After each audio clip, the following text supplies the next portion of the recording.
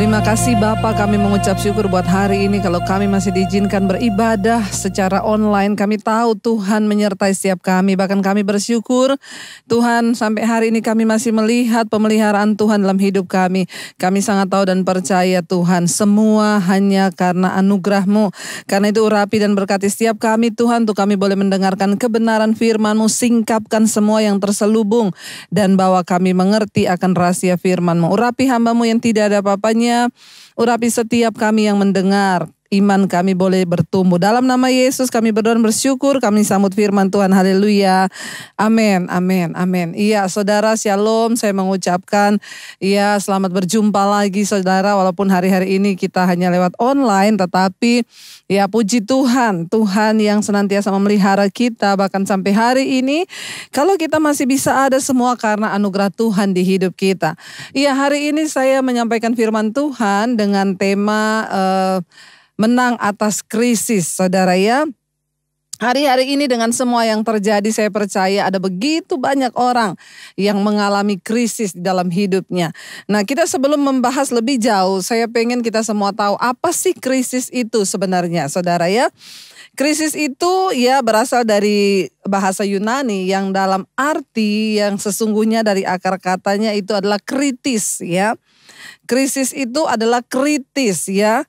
Apa itu kritis atau krisis? Itu adalah sebuah peristiwa yang sedang terjadi atau dipikirkan belum terjadi dan itu mengarah pada situasi yang tidak stabil dan mengancam atau berbahaya yang akan mempengaruhi hidup seseorang.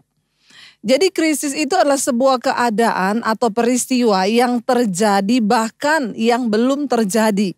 Ya, luar biasa ya saudara. Krisis itu bisa kita alami waktu kita mengalami sebuah keadaan atau yang belum kita alami, belum terjadi, masih di dalam pikiran.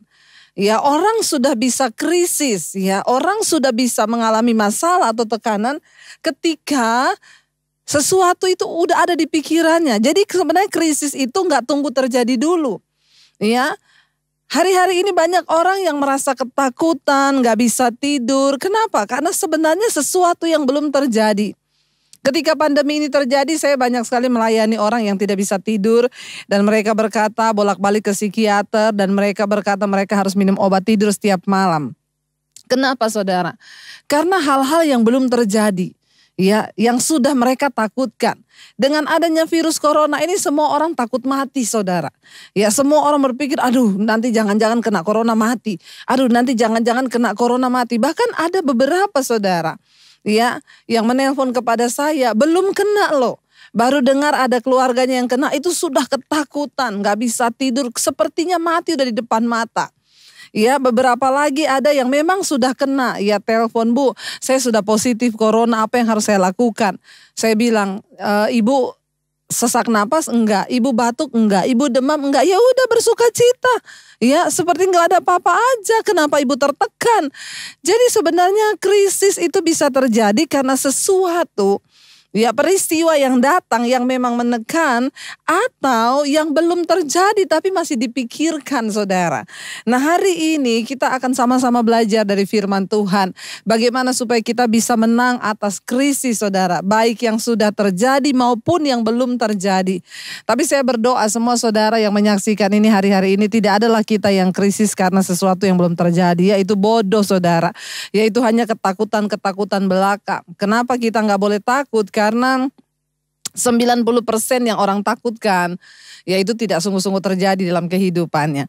Nah, kita akan belajar sama-sama apa fakta dari krisis. Jadi krisis itu tadi sudah dikatakan sebuah peristiwa yang bisa terjadi kepada seseorang bahkan yang belum terjadi masih di alam pikirannya yang menekan dia, mengancam dia, yang akan membawa dia dalam satu situasi yang tidak stabil atau berbahaya. Itu yang dimaksud dengan krisis atau dari bahasa aslinya yaitu kritis Baik saudara, kita akan belajar sama-sama. Ada beberapa fakta yang saya pengen bagikan kepada saudara hari ini tentang krisis atau kritis ini saudara Yang pertama, percayalah saudara, kita mau atau tidak mau, yang namanya kita manusia, satu saat kita pasti akan menghadapi yang namanya krisis. Ya, saudara dan saya, semua manusia yang ada di dunia ini, percayalah satu saat kita pasti akan menghadapi yang namanya krisis di hidup kita. Semua manusia pasti akan mengalami. Kenapa? Karena kita masih hidup di dunia. Ya, inilah dunia. Ya, welcome to the jungle. Ya, dunia ini adalah tempat perjuangan. Dunia ini sudah tercemar oleh dosa. Bahkan Yesus berkata, dunia ini, ya iblis itu berada di bawah kuasa si jahat. Ya, tetapi kita bukan dari dunia. Ya, kita berbeda, kita adalah anak-anak Tuhan. Jadi yang pertama faktanya, percayalah semua manusia yang ada dalam dunia pasti satu saat akan mengalami yang namanya krisis. Enggak ada manusia itu hidup tanpa krisis. Makanya saudara yang hari ini sedang menghadapi persoalan, tekanan atau krisis, ya percayalah, ya di luar sana juga banyak orang menghadapi hal yang sama. Karena krisis itu sebenarnya bukan hanya berbicara tentang hal-hal yang kelihatan atau lahiriah, tetapi banyak hal yang tidak kelihatan bisa menyebabkan krisis dalam hidup seseorang. Yang kedua, faktanya apa, saudara? Ya, kita sering bertanya, saya tuh orang percaya, Bu, saya percaya Yesus. Ya, kenapa saya mengalami krisis? Kenapa saya ditertekan? Kenapa saya mengalami masalah? Ya, fakta yang kedua, tidak peduli saudara anak Tuhan atau bukan, saudara percaya Yesus atau tidak, saudara pasti akan mengalami yang namanya krisis atau masalah atau tekanan. Bahkan kalau kita bicara di dalam Alkitab, saudara, kalau saudara mau melihat tokoh-tokoh dalam Alkitab, mereka semua adalah orang-orang yang imannya terus dibangun di atas penderitaan. Ya, sebut saja siapa dari tokoh yang pertama, tentunya Yesus Kristus sendiri. Ya, sebagai Tuhan dan Juru Selamat dan junjungan kita dan teladan kita. Yesus adalah seorang pribadi yang juga ketika dia datang ke dunia, hidupnya menderita. Kata kitab Yesaya, dia tidak ada rupa, tidak ada orang yang memandangnya, sangat tidak dinilai karena gak ada wibawa yang bisa membuat orang akan melihat dia. Bayangkan itu Tuhan. Dari awal mau melahirkan aja, dilahirkan ke dunia sudah terjadi krisis, mau dibunuh ya semua anak laki-laki yang akan lahir. Sehingga orang tuanya itu sudah mencari tempat untuk bersembunyi. Dari awal kehamilan di dalam kandungan aja, ya Tuhan kita Yesus sudah mengalami persoalan. Mau melahirkan aja saudara, cari tempat sampai terakhir lahir di kandang domba.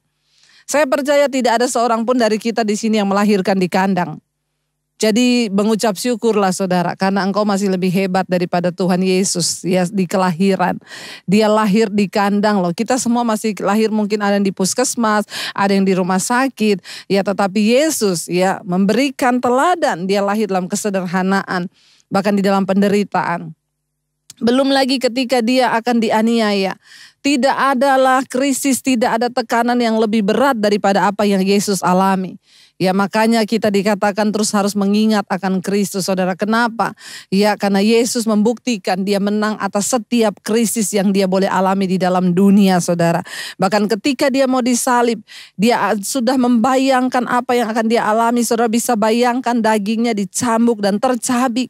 Ya, dia berkata, Bapa, kalau bisa cawan ini lalu daripadaku. Tetapi kalau memang aku harus menjalaninya, dia berkata, biar kehendakmu saja yang jadi. Ya, jadi saudara kita lihat di sini. Ya, tokoh yang pertama saja yang kita panuti di dalam firman Tuhan dalam Alkitab yaitu Yesus. Dia sudah terlahir dengan krisis yang begitu luar biasa. Ya, yang kedua siapa? Rasul Paulus. Ya, dia mengalami tekanan yang begitu hebat di sepanjang peristiwa pelayanannya. Dia berkata, setiap hari aku mengalami karam kapal. Aku mau dibunuh karena nama Yesus. Ya, aku dipenjara karena nama Yesus. Bahkan bukan cuma sekali, berkali-kali. Belum lagi ketika Rasul Paulus dipenjara, dia ditinggalkan oleh teman-teman sepelayanannya. Wow, saudara. Ya, sebuah keadaan yang sangat tidak enak bagi daging. Bukan cuma ia ada dalam sebuah keadaan yang berbahaya, bahkan itu mengancam jiwanya. Para murid-murid Kristus, semua mereka mengalami tekanan. Bahkan saudara tahu, semua mereka mati dengan cara yang tidak wajar. Ada yang digoreng dalam penggorengan. Ada yang disalib terbalik. Saudara, ya semua Kisah di Alkitab adalah kisah tentang orang-orang yang penuh dengan tekanan tetapi mereka berhasil menang. Ya, sampai di akhirnya. Nah, kita akan belajar sama-sama saudara nanti ya. Yang ketiga saudara, apa fakta saudara? Ya, banyak orang Kristen kalah di dalam mengalami persoalan dan krisis dalam hidupnya. Kenapa? Karena mereka tidak mengerti kebenaran yang sesungguhnya. Ya, karena banyak orang Kristen yang tidak mengerti firman yang benar. Kita hanya mendengar firman-firman yang enak buat telinga kita. Oh, ikut Yesus itu bahagia, ikut Yesus itu senang, ikut Yesus itu gak ada penderitaan, ikut Yesus. Hello, mari kita kembali kepada firman Tuhan yang murni. Bahkan Yesus berkata, kalau engkau ingin menjadi muridku, sangkal dirimu, pikul salibmu dan ikut aku. Tantangan yang Yesus berikan bagi setiap orang yang mau percaya pada dia bukan tantangan yang enak. Ya, dia nggak bilang ikut aku bahagia kamu, enggak. Ya, satu-satunya syarat. Ya, kita harus ikut Yesus itu yang pertama. Dia bilang apa? Kalau engkau mau ikut aku, sangkal dirimu, pikul salibmu, lalu ikut aku. Tidak mudah. Ya, tetapi itulah syarat yang mutlak. Nah, kita akan belajar lebih dalam. Mari kita mengenal firman Tuhan saudara. Ya, supaya kita ini bisa menang dari setiap pencobaan yang kita alami. Ya, kita mau sama-sama belajar. Kita percaya bahwa semua orang yang hidup di dunia ini pasti akan diizinkan mengalami pencobaan. Ya, namun saya mau baca firman Tuhan hari ini supaya kita mengerti saudara dan kita tidak menjadi orang-orang yang kalah. Ya, apa sih sebenarnya menjadi penyebab utama sehingga orang merasa begitu tertekan dan masuk dalam krisis yang begitu hebat? Yakobus pasal yang keempat, ayat yang pertama sampai ayat yang ketiga berkata begini saudara. Yakobus pasal 4 ayat 1 dan 2 saja, maaf. Ya, Yakobus 4 ayat 1 dan 2 berkata begini. Dari manakah datangnya sengketa dan pertengkaran di antara kamu? Ini bicara tentang krisis. Ya, saya ganti aja. Dari manakah datangnya krisis dan masalah dalam hidupmu? Bukankah datangnya dari hawa nafsumu yang saling berjuang di dalam tubuhmu? Ya, ayat ini berkata dari mana datangnya krisis, pencobaan, persoalan dalam hidup seorang manusia. Bukankah datangnya dari hawa nafsumu yang saling berjuang dalam tubuhmu? Kamu mengingini sesuatu, ya, tetapi kamu tidak memperolehnya. Lalu kamu membunuh, kamu iri hati, tetapi kamu tidak mencapai tujuanmu. Lalu kamu bertengkar dan kamu berkelahi, kamu tidak memperoleh apa-apa karena kamu tidak berdoa. Saudara, kita memang tidak bisa pegang kendali atas setiap keadaan di hidup kita. Kita memang tidak bisa mengendalikan apapun di hidup ini. Tetapi kabar baiknya kita bisa mengendalikan diri kita sendiri. Kita nggak bisa mengendalikan, ya, bahkan rumah tangga. Kita nggak bisa mengendalikan anak-anak kita. Ya, kita sudah memberikan mereka firman, bahkan suami istri pun. Ya, kenapa orang menjadi stres dan masuk dalam tekanan dan krisis yang begitu hebat? Karena seringkali kita ini ya mencoba mengendalikan semua keadaan tuh dengan cara kita. Ya. Tapi ayat ini berkata saudara, dari mana datangnya krisis yang sesungguhnya itu? Dari hawa nafsu yang saling berjuang di dalam diri kita. Ya, waktu kita ada masalah, ya, ada begitu banyak hal yang kita pikir dapat kita lakukan. Ada begitu banyak hal yang kita pikir, aduh saya takut ini, aduh saya takut ini. Kita punya banyak keinginan. Kita pengen mengontrol keuangan kita semua baik. Tapi ketika Tuhan izinkan terjadi, ya kita pun tidak bisa mengendalikan apa-apa. Ya, saya yakin orang masukin uangnya ke saham pasti bukan berharap perusahaannya tutup dong. Dia berharap supaya dia dapat keuntungan dan hidupnya bisa tetap bertahan. Tapi ketika sesuatu terjadi yang buruk bahkan kita nggak bisa pegang kendali. Tetapi kita bisa mengendalikan bagaimana cara kita berespon. Karena krisis yang sesungguhnya itu bisa dipicu, ya, sampai ke tingkat level yang keberapa itu tergantung diri kita saudara. Ya, kita belajar dari bangsa Israel. Saudara, bangsa Israel ketika mereka di bawah dalam perjalanan mereka di padang gurun. Ya, dari Mesir di tanah perbudakan mereka dibawa keluar untuk apa? Masuk ke satu negeri, masuk ke janji Tuhan, masuk ke satu tempat yang Tuhan mau berikan kepada mereka. Ya, dan dalam perjalanan mereka di padang gurun, umat Israel ini menghadapi krisis yang begitu hebat. Ya, Di padang gurun mereka mengalami krisis dan tantangan yang secara fisik dan itu nyata. Yang pertama apa? Cuaca yang begitu panas. Ya. Yang kedua, tantangan yang berikutnya adalah malam itu gelap di padang gurun. Ya. Kalau siang panas sekali, kalau malam dingin sekali. Belum lagi mereka harus berhadapan dengan ular-ular berbisa di padang gurun. Ya. Mereka sedang dibawa ke satu keadaan transisi di mana mereka mengalami sesuatu yang tadinya nyaman lalu tiba-tiba berubah.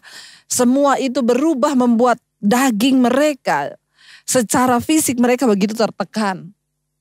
Iya, sehingga apa yang terjadi? Mereka juga kekurangan makanan, tidak ada makanan seperti yang terus mereka makan. Ya, ketika mereka ada di Mesir. Tapi saudara, ya kita ini kenapa mereka berputar selama 40 tahun harusnya cuma dalam waktu beberapa hari saja. Ya karena sikap dan cara mereka berespon terhadap krisis.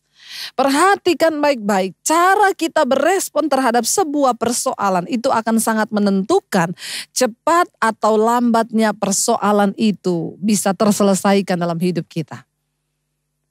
Tadinya Tuhan itu mau cepat membawa mereka menuju tanah perjanjian. Tapi karena mereka berespon ya dengan cara yang salah. Mereka bersungut-sungut, mereka menyalahkan Musa, mereka menyalahkan Tuhan bahkan yang membawa mereka. Ya sehingga apa yang terjadi? Diputar-putar-putar selama 40 tahun. Ya, saudara, hari ini krisis apa yang sedang engkau alami? Masalah apa yang sedang menekan jiwamu? Saya cuma mau kasih satu.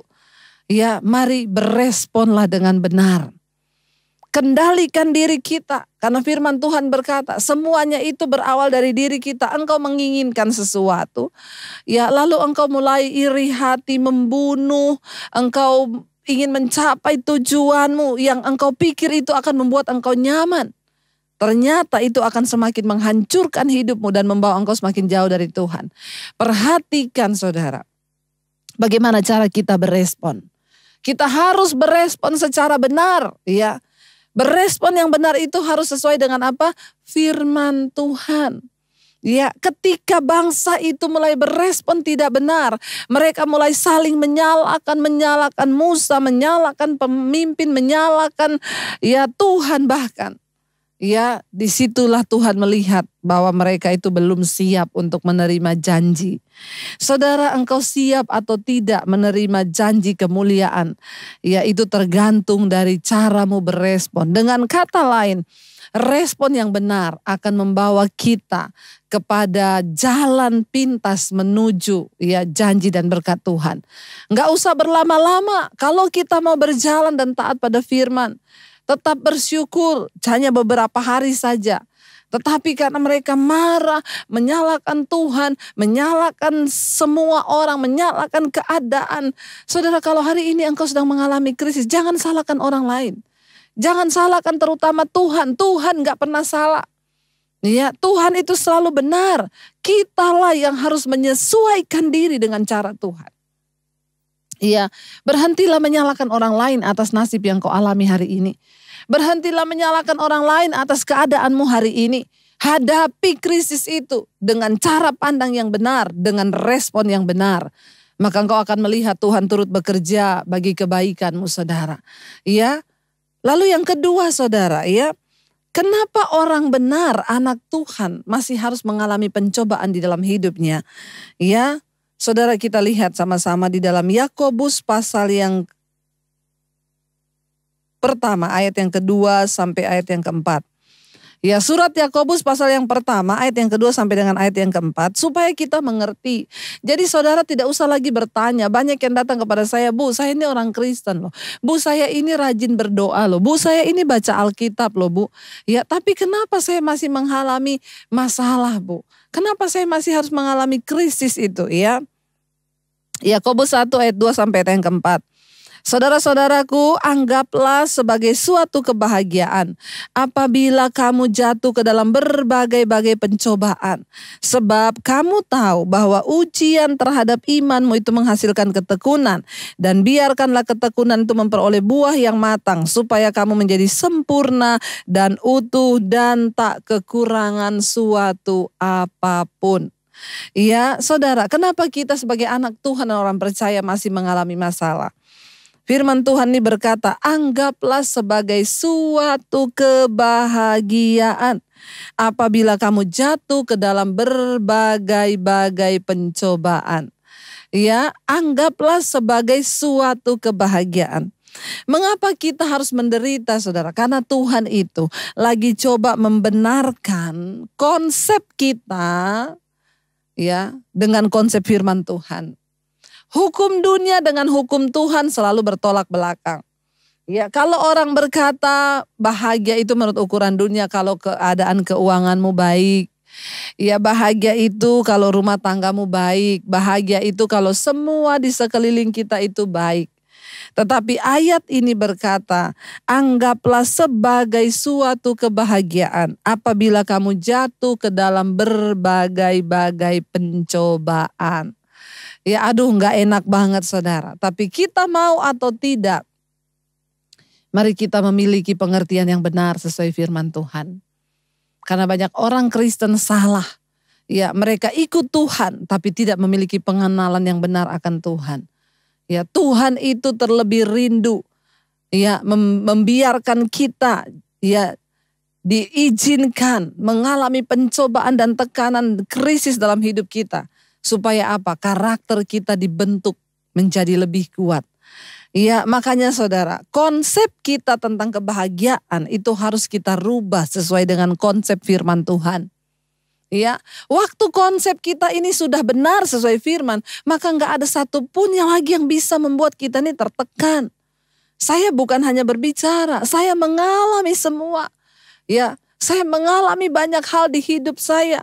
Ya, saya pernah mengalami ketakutan terbesar ketika saya mau dibunuh oleh papi saya ketika saya terima Yesus. Saya pernah mengalami krisis yang berat ketika saya harus tinggalkan keluarga saya tanpa bawa uang 1 sen pun.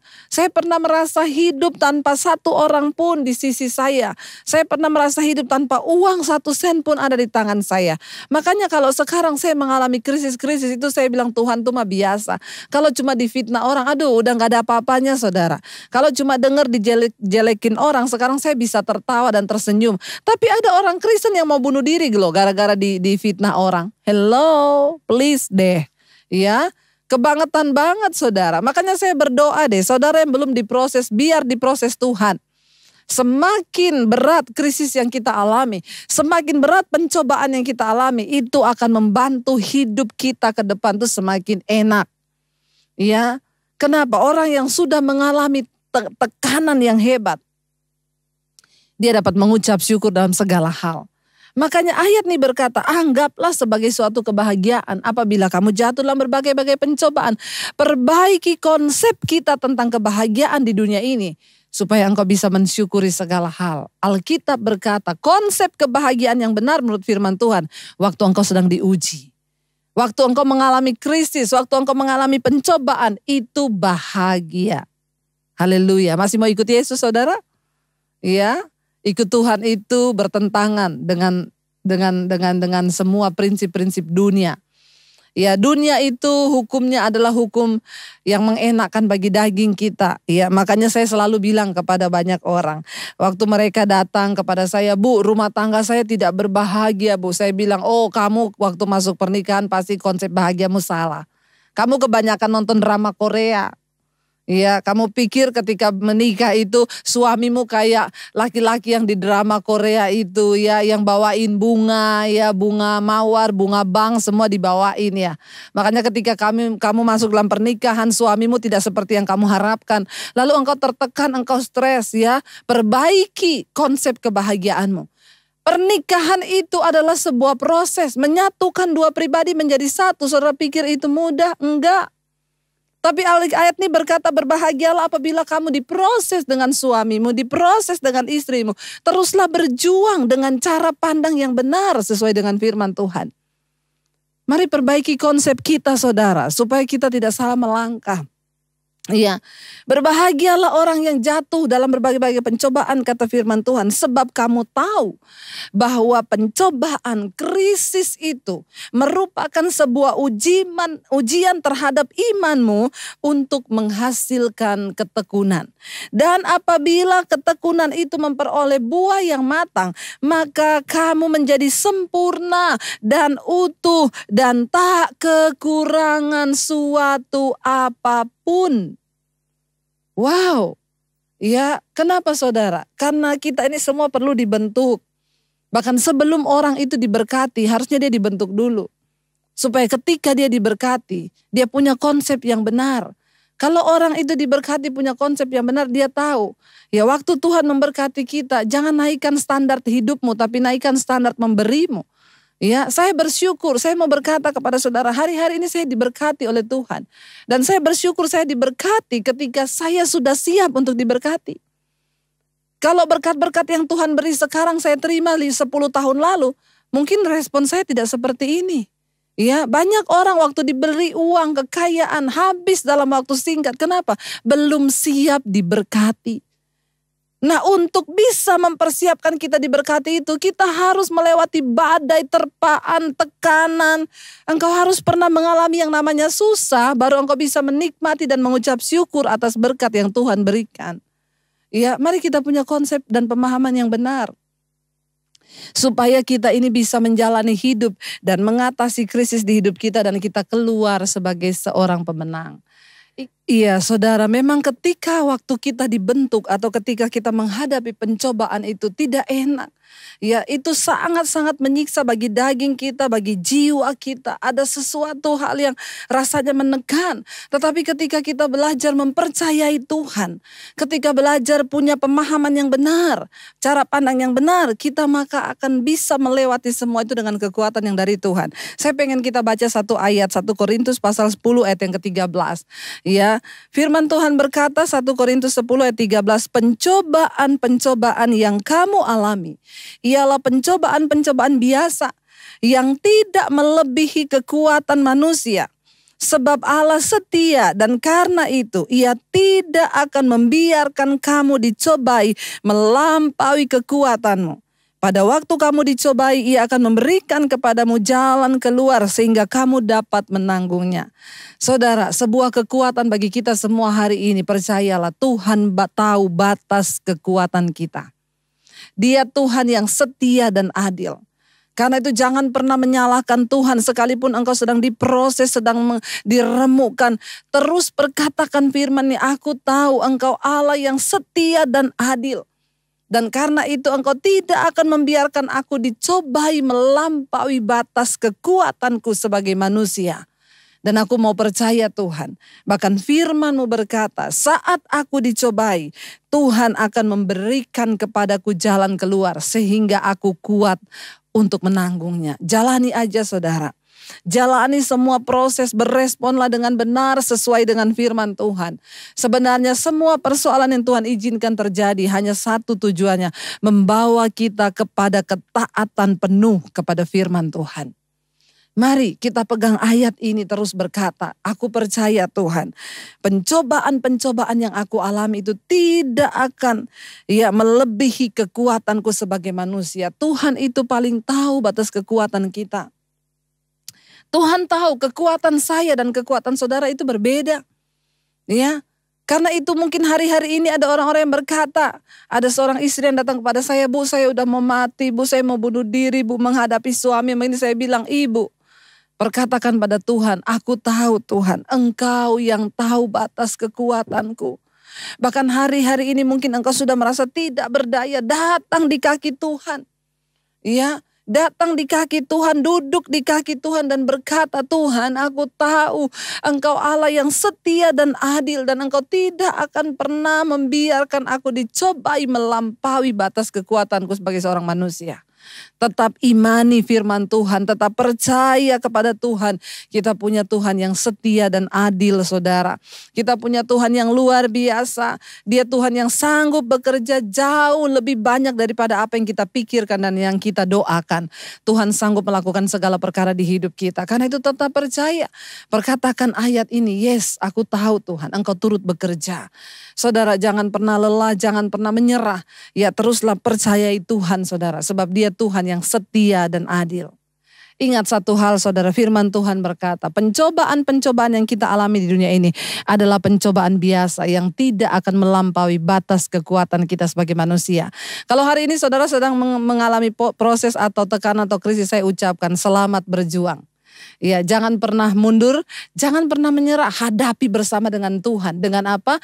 Punyai dan milikilah cara pandang yang benar terhadap hidup ini sesuai dengan firman Tuhan, maka engkau akan melihat kemenangan yang dari Tuhan. Mari kita akan satukan hati, kita sama-sama berdoa.